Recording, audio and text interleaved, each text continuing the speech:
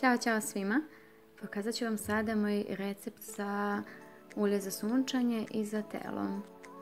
Biće vam potrebna jedna staklena bočica sa rasprašivačem, kokosovo ulje i naravno čarobni tamjan i lavanda.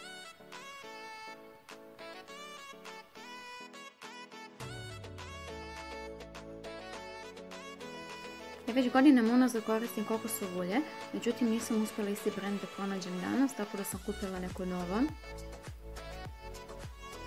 U ovoj staroj bočici već imam ovaj melem koji sam napravila i koristim ga svake večeri nakon tuširanja. Inače, kokosovo ulje je jako dobro za kožu i ima informaciju da ono u sebi već sadrži neki mali procenat zaštite od sunca. Tako da moje leto bez kokosovog ulja ne može nikako da prođe. Napunit ću ovu staklenu bočicu do vrha. Naravno, malo ću ju prosipati sa strane.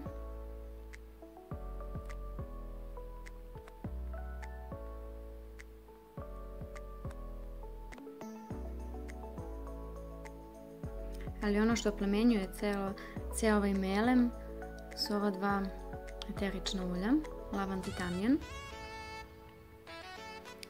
Kada stavimo lavandu, svi insekti, ose i mušice, također i nervoza, napetost i stres će bežati od nas,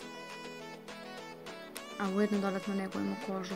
Naravno, tu je i tamjan koji je poznat kao dragoceno ulje koje pomaže pri negovanju kože. Reguliše bore i strije, tako da je ovo ulje djelotvorno i za lice i možemo slobodno da mažemo i lice sa njim.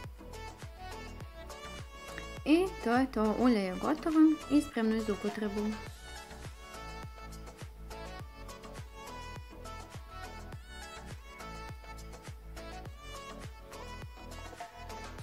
Hvala vam puno što ste pratili, uživajte, ćao!